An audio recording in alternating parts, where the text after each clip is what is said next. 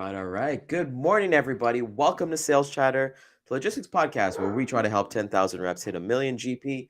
I'm your co-host, Ryan Mohammed, the logistics monk. With me is my good friend, Dan Deegan. Good morning, brother. How you doing? I'm good, brother. I'm good. I noticed that now all of a sudden, as soon as you hit live, your dogs start going at it. Well, we were here off air for a second, and literally 3 minutes before we came on, all of a sudden chainsaw started up in my area. So you gotta love the live, eh? Gotta love the live, man. And that's why we do it live, man. I know Jeff always kind of says Yeah. ad hoc, but we got to keep those things. And it's funny. She just went off, probably barking at the neighborhood, just making sure the Bell and the Rogers technicians they're going to the right house. That's Yes, specifically yes, from yes. there. Well, I But mean, it's her neighborhood, and she's got to make sure it's protected. And you know what? Dogs are kind of nosy. They're that nosy neighbor that just sticks their nose into everything that you're doing. So, yeah, my dogs too. They're looking down. What are you doing walking down my road? Like, no, not really. But yeah, got it, you know, got it. but you know what isn't What is nosy, going on? Dan? Yeah, what isn't nosy is our intro. Let's hit that, baby. To the HPLS podcast. Live, relevant, and high performance information, conversations, and education weekly.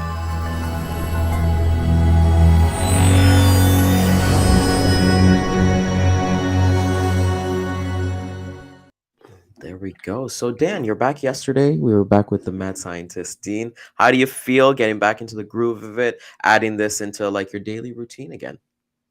It's good, man. I I still have to watch how much I talk because if I speak too much, everything on the right side of my neck actually gets inflamed, and then it's a pounding headache by the afternoon.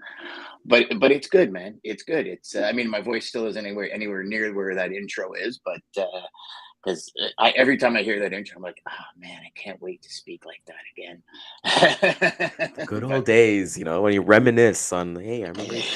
I see. I do the difference of that, Dan, and maybe anybody in the audience. I look in the mirror and be like, "Damn, I remember when I was like a buck 50." The good old. So like you're thinking Ryan, about the voice. It's the little trust me, things. it's nothing that's cracked up to be, buddy. When I was at my lowest, when I was in and out of the hospital every like 2 weeks with pneumonia, and I had a DKA, which is a diabetic ketoacidosis, where pretty much your body starts eating itself. I was 142 pounds, and so when I got in like a year ago, actually 2 weeks ago, it's been a year and 2 weeks since I found out I had cancer, and I uh, I was 205 pounds going in, and that was 142. Buck 50 ain't all it's cracked up to be, brother. I'll tell you that right Yeah, it's yeah, now. maybe we got the ad. Maybe I actually saw somebody like on TikTok the other day, like somebody actually tattooed abs on them, and everybody was like roasting them in the comments that this is the worst tattoo you can get. So everyone's so vain right now. But we're back and we want to give the value. That's why we said at the beginning, we're here to give 10,000 reps, give them that information that we don't gatekeep Yeah.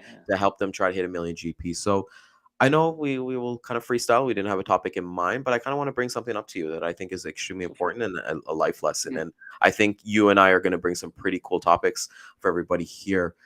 Last night, I was invited to go to the Blue Jays game to a first box suite by an old friend, an old coworker that I Yes. haven't seen in 6 or 7 years. And it's not to talk about that, but the conversation I want to have with you, Dan, is the ability of being social again after the pandemic, before the pandemic.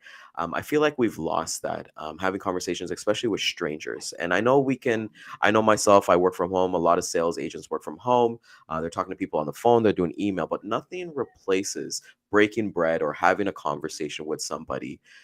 I want you to give a perspective from when you're going through your journey, and then as well as a sales professional, whether it's past or previous, in terms of. I hate the words introvert and extrovert, Dan. I just feel like we don't need labels for those kind of things. Be like, Hmm. yeah, I'm Hmm. introverted, it's like, who cares? Like, just be yourself. So when you think of like being social again, what comes to mind? Let's roll with that, brother. So I actually think a lot of this started well before the pandemic. Um, if you think about it, if you went to, I mean, anywhere really, doctor's office, and probably a bad example is doctor's office or a dentist's or something. Like everybody's got their head in their phone, Yeah. right? Whereas before phones, I don't like I remember vividly before phones, you would walk in, you'd say hello to somebody, you'd strike up conversation, whether you're on a plane, You'd strike up a conversation. Now you're on a plane and everybody's kind of just like this, or they've got their laptop open, or it's like this. And um, then when the pandemic hit, I think it accelerated things in that respect by, I'm going to say years, not months, years, because now we are isolated. Mhm. So some people, their only form of entertainment was this, Yep. right? Like there's still people out there that don't have TVs. That just, I know people that don't have TVs, and I can't understand it. But they're like, no, I mean, I'd rather play a board game, or I'd rather, play cards or something rather than watch TV. And to each his own. Mhm. Um, and that became the norm. And then we all have masks on, and then we're afraid to go near people at one point during the pandemic. So I think it just accelerated that. And I mean, well, there's a reason mental health right now is at an all-time high, because to get back out there. I mean, I had a conversation with my mom the other day, and my mom was even like, I was alone for so much of the pandemic because we have kids that were working. So it Mhm. was like, mom, don't come over, because just in case, like, our parents are elderly, right? We don't want to be the ones to get them sick. We want them to be healthy. We want them to be, you know, and it's taken my mom. She's still not Yeah. probably even 50% as social as she used to be. I see. Like she says, Dan, I go to the pool and I used to talk to everybody and just say hi to people and everything. And she goes, and like, I don't. I find myself so like Yeah. pulled inward, and it's funny because, and you say, talk about what happened to me. Well, when I got cancer, um, I found my inner circle got tighter. Mhm. And that was letting people go, letting go some of the stuff that just was time consuming, but it wasn't adding to my life vitality, if Yeah. that makes sense. And I think the pandemic taught us a lot about what's really important in life. I know for Mhm. myself personally, um, realizing that, what, it's not a badge of honor to work 24/7 No, no, no, and not at all. not be part of the lives of your family or anything. And I kind of knew that, but it's one of these things, right? Like if you've ever had anything that's been really impactful in your life, it changes you, it alters you. It should at least. Yeah, it Yeah, I should be don't know able if to. change is the Yeah. word. I think just gives you a different perspective of something. And I think that's Yeah. what it's supposed to do. I feel like everything in life is supposed to give you a lesson in life, right? And I think the Yeah. universe talks to you. It's like, if you've gone through something and you're the same person afterwards, then you got to do some deep search inside yourself to figure out, okay, there's no reason why the universe, if you want to believe in a higher power, if you don't, there's a reason why they put me through this. Because if Yeah. I didn't change, or if I'm exactly that exact same person afterwards, then I didn't learn my lesson, because otherwise it should have just been a bump in the road. And I like what you said about like your mom. Like I've known people, elderly people as well, like they still won't come out to like our temple and stuff like that because they're Mhm. scared of it.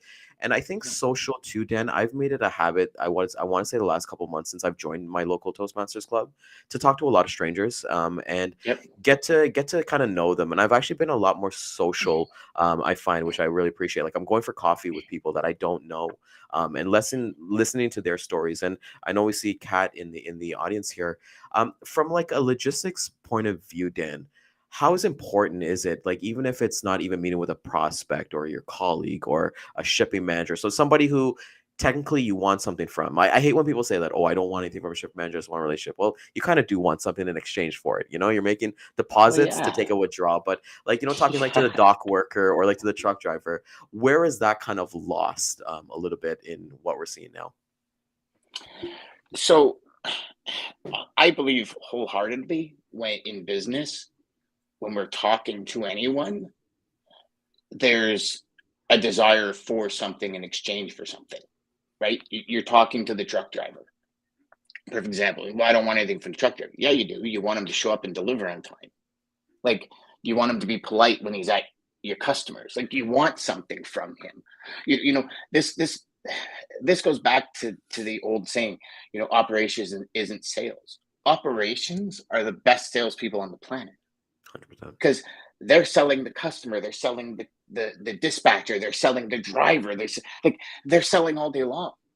and they have to, and they're the glue. They're trying to keep everything together.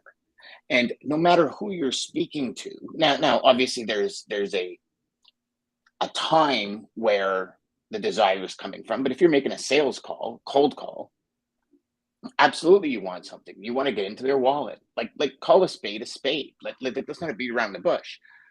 I want business from you so I can make money. Yeah. I want business from you. Now, don't get me wrong. I was a firm believer that I want to help you achieve your goals. But if you think I'm going to take 15 loads from you a week and help you achieve your goals for free, you're crazy. Like, Yeah. and it's being honest. I had speaking to a few people last week, and that was a topic of conversation. Well, cold calls are difficult this time around, and I was like, okay, but are you beating around the bush, or are you Mm. getting straight to the point? Are you saying, hey, listen, this is a sales call?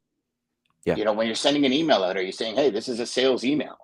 Yeah. Like I think people now, more than ever in time, um, with like social media and all these ads and clickbait. And I mean, I'm sure you've been there. I know I've been there.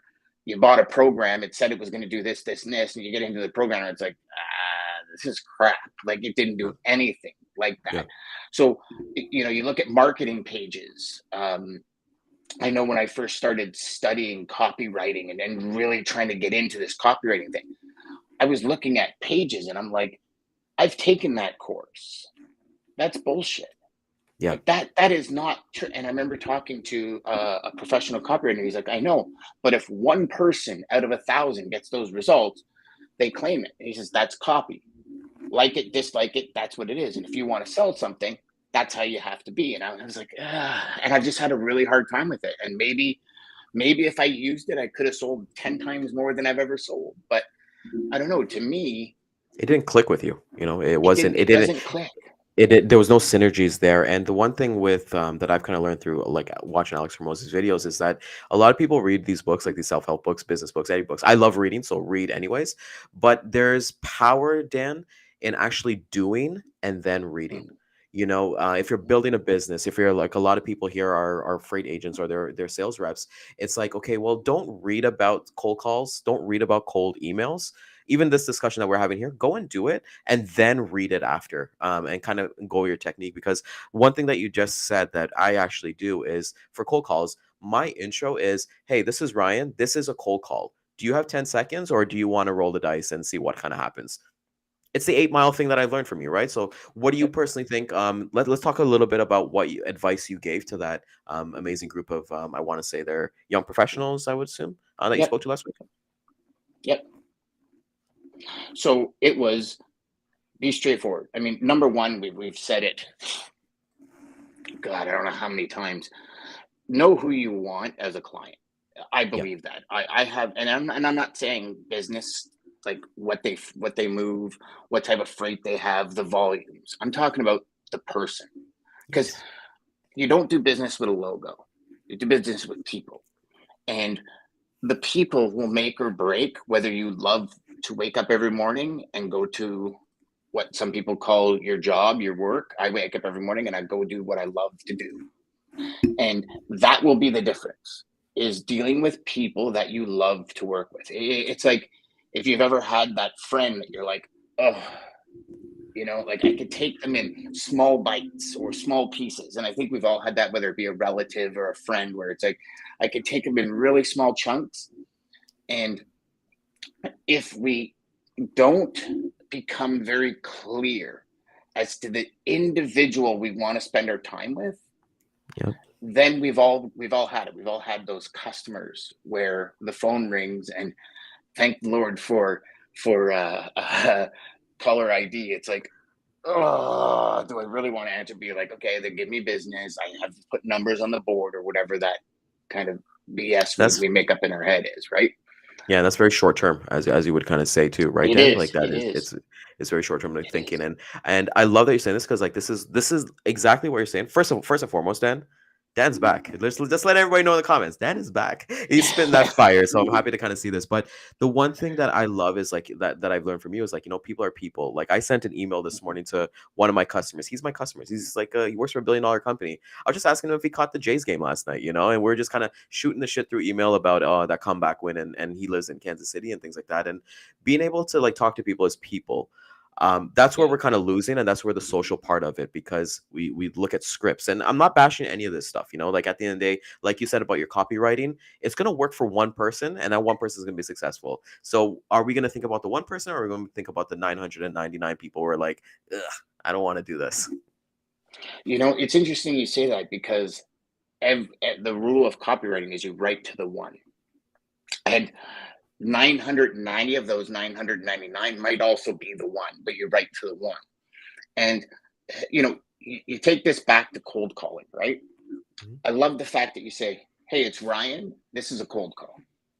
Now, here's, I think, where a lot of salespeople um, fall off, if you will. A lot of salespeople try and don't test. And what I mean by that is every call they'll try a new intro, or every call they'll try Yeah. something different. And my suggestion to you is pick one and run with it for a couple of weeks. Yeah.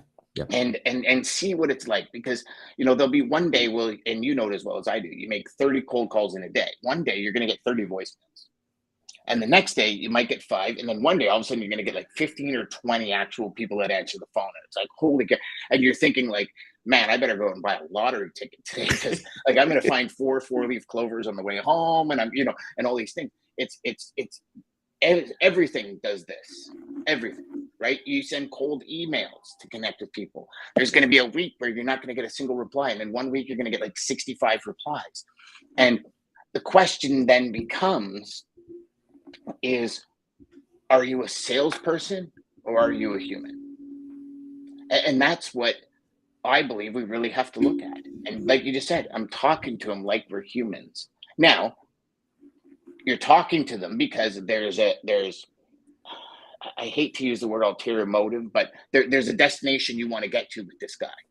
Yeah. But you understand that your client profile is somebody that can be a friend, somebody that loves dogs, somebody that loves sports, somebody that like you know the person you want to work with, that you get along the best with. Yeah. And so you're going to have the natural conversations. And that's why if you look at my baseball diamond theory, like you're on third base with this guy fulfilling his why. As Yeah. soon as that why is fulfilled, the next natural step is home base. You got a customer. And that's the thing, Ryan, is you're the long-term guy, right? You're the one that's in it for the long run. Like when you connect with somebody, you're going to have those conversations that last a lifetime. When you have, what they say is commission breath. I love that term, but it's true. When you have commission breath, you tend to jump steps because Yeah. you're looking for that money. You want the cash. You Want want the low hanging fruit, you want to put those numbers. And you know what? Here's what I yeah. talked with Jeff on this about too, Dan, is like, you can do both and be successful, at the end of the day. Like it is, so like another topic that you and I will talk about is niches. I'm against niches. Like I just feel like my time that I was the most successful was when I was kind of going after anything and everything, but at the end of the day, I was learning as I was kind of going, and that's the best thing, that you get that paid training to kind of do that. So I love that you kind of bring up these points, because it's so true. You want to think long term, but then you look, it's hard for you and I to sit here and be like, yeah, go long term, when we have like our audience who are like, I just got started in the worst time of like logistics. I'm getting beat up every single day. How can you tell me long term? So what would your advice would be to somebody who's like, let's say maybe 3 to 6 months in the game, they're doing the consistency, they're putting in the work, but it's hard for them to think long term, because they probably got a manager down their neck. They probably got a PIP coming up. They might be there might be a freight agent, so they're 100% commission. How would you speak to that audience, Dan? So I would, a couple of different things that I look at on that. One, I suggest you start going more towards an expert mindset. And what I mean by that is you can become an expert in literally an hour and a half from who you speak to. So geographical, commodity driven, like these are different areas that you can go. If you're just 3 to 6 months in this industry and you're having a really hard time, my number one thing for you is, if you're an agent, call your company and get your top 1 to 5 carriers. 1 to 5 carriers that your company does the best work with, or speak to another agent and ask them who's their best carrier. Call those carriers and say, where do you need help? And where do you need help? Like, even if you're dealing with a broker that's giving you the rate, not shitty rates, where do you need help? And then what you do is you get the numbers, you get the volumes, you get the capacity, you get all of the details. When are you delivering? How long does it take you to deliver? How long, and you start going from their delivery point, wherever they need the help, and you expand 50, 60, 70-mile radius, and you start calling those companies. And it's you're not calling as a broker, you're calling as a specific strategic connector. And all you're doing is saying, hey, listen, do you need help? When we go here, we go northwest, we're going northeast, we do truckload, we do LTL, we're here Monday, Wednesday, Friday. Does that work with your shipping? No, thank you very much. Have a great day. And move on. Because what's happening is you're trying to find, you have a solution, and you're trying to find the person that needs that solution, right? That's all sales is. Like, Ryan, how many times have you made sales calls? You can be the best salesperson on the planet. Yeah. And out of 100 sales calls, you're going to get 10 clients. Yeah. Maybe 5, right? So when we talk numbers, those other 95 are just not, they're not in need of what I can provide. And a lot of people are like, but we're a broker, we can do everything. No, you can't. You can't put that in. You're shit at 99.9% of the things out there, and everyone is. It's not like even me. There's no full solutions. Like, I'm almost 30 years in the industry, and I'll tell you, there's certain things I'm like, I'm garbage at. I have zero desire. I had zero desire to learn it in my career. I don't know the contacts. I don't have the proper connections. Like, but if you want to do this, I'm all in. So I stay away from the things I'm not good at. And instead of sitting here saying, oh, well, Ryan's really good at that, how come I'm not? Because I've been 30 years in the industry, and Ryan's been 8 or 10. Why would I do that? Ryan focused on that, and I didn't. Yeah. And so, go ahead. Yeah, sorry. I just called two things that I really like that you said. So when you're like, for everybody's kind of watching the audience, one thing that I do as well, Dan, is like, let's say I make that call and I have that capacity that I can sell, and they say, hey, no, I don't have a fit. I always ask for the referral right away. Do you know anybody, any other shipping managers? Do you know anybody who can find value in this? Would you be okay making an introduction for me? Because I find like people don't ask for that referral right away. They'll be like, oh, well, I haven't done business. I haven't earned their respect. But it's like, no, you're like you said, you are whatever the word, the connector, kind of cool thing that you made there. You're a connector you're there with a purpose. When you're selling with a purpose and intention, you are dangerous, my friend. And there was another thing that you said too that was really, really cool that I loved. And I thought it really resonated. I'll get back to it, but just continuing on, I thought that was, no, sorry. I got a brain fart. It was one of those It'll come back to you. You know, it's funny you mention that, because there'd probably be 1 out of 100 that would ask for that referral. And, you have no idea if that traffic manager was just at an event speaking to another traffic manager, and that guy said, hey, if you ever hear of anybody in this area, just let me know. Like, you don't know. And you know what, Ryan, out of I don't know, you tell me, out of 100 times that you ask that question, yep, how many yeses do you get? So I would say maybe I'm probably like a 40-50%. I would say for every 2 calls, one of them will be able to. Pretty good. Yeah.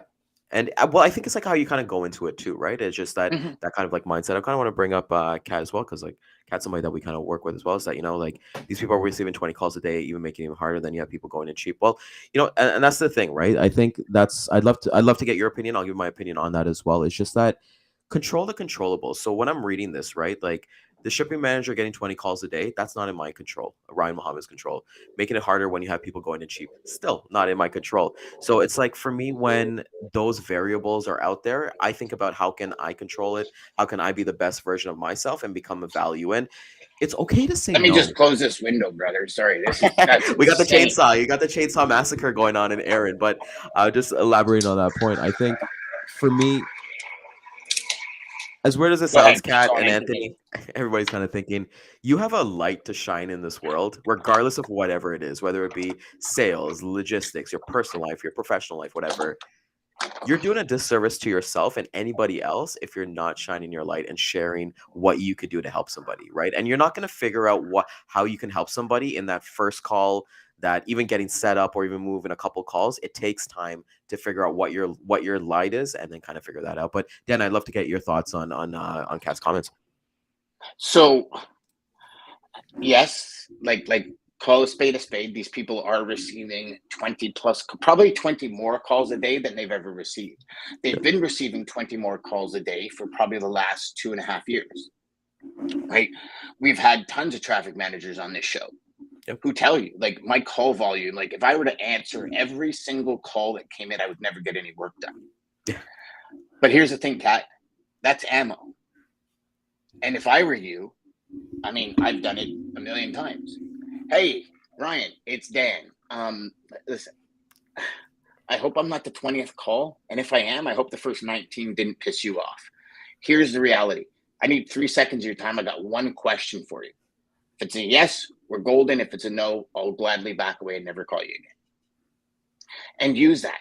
You know, I saw an ad the other day on social, and I normally scroll through, and the guy's hand came up and he said, stop. And like the hand goes right into the camera. And he goes, this is an ad. And I stopped because I'm like, finally, somebody that's not trying to make it sound like it's a post or trying to trick me into watching something. Yeah. It's like, this is an ad. So say that. Hey, you know what? Like, people get 20 plus 30 calls a day. Like, think about it. Half hour of lost productivity a day is 2.5 weeks at the end of the year. Yep. So you think about it for 1 second about a traffic manager that's A, trying to get a job done, B, that's probably got 2 or 3 jobs on his head, because as we know, mainly the main dudes in these warehouses and stuff like that, if somebody leaves, it gets put on their back. And so they're doing 2 or 3 jobs. They don't have a raise in pay. They maybe hate their job. Sometimes they think brokers are a necessary evil, or trucking in general is a necessary evil because their costs have skyrocketed because of COVID. I mean, there's all these things going on in somebody's mind, and we have no idea where they're at. Their kid could have just got caught for selling drugs at school the day before. Like, we don't know. We have no idea. But if you start it with, hey, like, I'm really not here. Like you said, Ryan, I need 3 seconds of your time. Yep. And if we get along, great, we're golden. If we don't, like, I work with people. Like, be honest. I work with people. I have a specific type of person I work with. I got one question to find out if we match. And some people might be like, well, Dan, that has nothing to do with logistics. It doesn't. Yeah. But neither do any of your customers. Like, your customers use you because of you. Yep. That's why if you move from company to company, they follow you. Like, I can honestly say, Dan, like, my customers that I work with now, they're from like 2 companies ago, from there. I want to ask you this because I feel like we can we can peel the curtain a little bit for here. So you mentioned that, hey, what is your one question that you ask for like you mentioned, yes or no? Let's peel that curtain and let's give some free knowledge to everybody. What's out your here. primary and secondary reason for adding or switching a service provider? Let's hear that one more time. That's the question I asked for the last 8 years. What's your primary and secondary reason for adding and switching a service provider? And I asked that question because my number one thing that I look for is, does the prospect think their logistics company is a resource? Because I personally do not want to work with anybody that thinks I'm a necessary evil. Because when shit hits the fan, I'm evil. When it works for them, I'm good. But when the customer understands that I am a resource to get their product to market and to help them achieve the sales, to help them achieve their goals, because and now, more than ever, now, every company knows that. That's why you see, like what we talked about with Dean yesterday. companies are not changing carriers as much. So what does that mean? And here's the thing. I think it's the golden era for brokers right now. If you got all your ducks in a row. And why do I say that? Because it's harder for me to get in somewhere, but once I'm in, it's going to be a hell of a lot harder to get me out. So do we have to do our time, Ryan? Yes, Yeah. 100%. Because that prospect has to trust you. Yeah. And like Yeah. anything, trust is not built after 2 phone calls. Not a chance. Not a chance. Like if you're new in the industry and you're 3 to 6 months in, just understand it might be a year before the wheels start turning. But like everything else in life, if you don't invest in it, and I'm not talking financially. I mean, I do believe in coaches. I've got 4 of them. But I'm talking like invest in your day in those, like Jeb calls the golden hours. Like invest as much as you can of your time, effort, and energy in those hours because it will start to pay dividends. But you and I know it's so cliche. You don't plant a seed today and tomorrow a tulip grows. You I plant wish. tulip seeds in the fall and in Yeah. the spring they grow. So it takes 6 months of incubation for it to grow, right? You throw grass seed down, it doesn't grow tomorrow. It has to incubate. And so does your business, where we're in such a society today where it's instantaneous and I want it now and I want it now. It's so many people. Like, for example, I've said to I don't know how many people, if you want to test in true like dedication, take a 1 page or your intro or your presentation that you're going to give to a customer and read it 100 times Yeah. before you put it down. Read it 100 times. I guarantee you, after the third time, you're going to skip words. You're going to be, did I leave the coffee maker on? I'm just going to go get a glass of water. Like it's. But this is like, Ryan. You think about it. How long did you have to invest in yourself, in getting better at sales, in maybe perfecting that question? And I don't believe any question is perfect, but making it sound like you, as Yeah. opposed to maybe the coaches you were listening to or whatever, right? Like, for me, what's your primary and secondary reason for adding or switching a service provider? That sounds great in my head, and I can say it just like that. Maybe you can't. Yeah. Maybe you would be more like, "Hey, do you believe your logistics providers, excuse me, are resources?" I tend not to ask that because I'm aiming for that resource. Yeah. But if you ask any traffic manager, do you believe your carrier is a resource? They're going to say absolutely, even if they don't believe, because that's kind of like what should be said in today's market. So what Cool. I did is I kind of go around it and I say, okay, the first thing on their mind is going to be number one, and the second thing is going to be number two. So if they say price and service, now I have to dissect price. What does price mean? And what does service mean? But the reason I always ask a two-pronged question is because it gives me two things to talk about Yeah. or ask questions on. And And it's I it's believe very that, open ended. It's very open yeah, ended, and I love that you yeah, say that. Like I think that's like I actually have used that as well in my thing. And when you start doing these, and everybody in the audience, when you start doing, you have your two-prong question, you'll realize that the answers are really going to be very similar. So you can take that, and Dan, you and I both attest to this, is that you take those answers and you test it. Okay, well, customer A said this about price. Customer B said this. Okay, how can I bring in a story of I helped the customer do this with price and who was in the same kind of thing from there? So I think it's like really important to always kind of test and understand. Like we said, I'm not a big script guy. You'll never see me reading, yeah, "Hi, my name is." It's just not me. I have a funny first question I'll share with you, Dan. I think this is yeah, based on the industry that I've kind of go on, but I asked them, "Do you like dogs and do you have dogs?" And then we just let the yeah. conversation flow from there, you know. And I think this is amazing to kind of see. So there's so much gold nuggets here. We can go on for hours, but I definitely want to keep these in short spurts because I feel like with motivation and discipline, you can get fired up from watching the show. And you know, like, yeah, I'm gonna run through a wall, but we want that to carry on. We want you to like once you log off here, you're gonna go make another like 20 calls and share with us tomorrow. Like shoot Dan and I a DM. My DMs are always open. I know a lot of people here connect with Dan, and like you know, we're always here to help people because when you serve people, what is Zig Ziglar? I'll leave you with that to finish off with that last quote. You're like DJ today, bro. Yeah, enough people have achieved their goals, you'll achieve your goals. And here's Ryan. Here's something that I started doing probably 10 years ago. And so for all of you, take this, and this is what I want you to do today.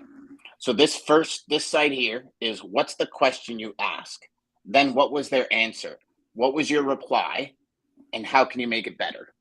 And every morning I started, I just took a loose leaf sheet of paper and I drew 3 lines. I had 4 columns. Dan, can you make a And template of that and maybe we'll like throw it up on our LinkedIn and stuff like that? yeah, Like, yeah, well, yeah, like for sure. let's Yeah, do that. yeah, Let's actually do that. Let's get a yeah, downloadable like a PDF and get some like yeah. let's see That's it, good. man. We can put it up. I'll just put it on my Amazon account and everybody can download it from there. Cool. But what it was is you write down the question that you asked, you jot down so you can remember their answer, and then you jot down your reply. And what I would do at the end of the day is I would take those sheets home with me. And this is where I'm talking about the investment part. I would take them home with me and I'd analyze them and I'd say, how could I say that better? Or how could I get better at this question? Or did it stump me? Because I mean, Ryan, you and I both know when I first started, man, I was 17 years old. So I mean, they What was would that, say, like 5 "Oh years yeah, ago? I've been Like here. 5 years ago, right? Like, I've been here. I've been a traffic manager for 20 years. How can you help me?" And I'd be like, I'd kind of be like Jeff when his internet goes out, right? And it was tough. And then I started doing this, and I started saying, okay, I could say this. So why don't I practice this? And I would spend 2, 3 hours a night on that, just that template. And I'll tell you, if anything changed the way I spoke and changed the way I did business and changed the direction of my calls, it was that simple 4-prong template. And I'll create one Yeah, please and do. get Yeah, it to if we can get everybody. that, like, and just so everybody can kind of see and things like that. So, For sure. that's what we're here. I think we did our duty today of giving some advice that can help 10,000 reps hit a million GP. So, with that being said, want to thank everybody for coming out. We're fired up. I know you and I will talk offline about this, but if you found value in this, which I know you did, please like, comment, subscribe, share this with friends, share this with a neighbor. Share this with the Amazon driver that's coming over today to bring your packages over, and we will hit the replay at 2 and 6 p.m. again. Like we said, our DMs are always open. Tune in every single day at 11 a.m. Eastern Time. Facebook, YouTube, LinkedIn, and Twitter. And my man Deegan, take us home, my man.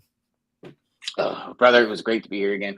Hey, listen, everybody just remember, invest in yourself. It's the biggest investment that you can ever make in your life, and it's the one that really lasts long term. As the great Emerson once said, what you do screams so loud, I can't hear a word you say. So if you really want that business, what you do screams so loud, I can't hear a word you say. Have a great day.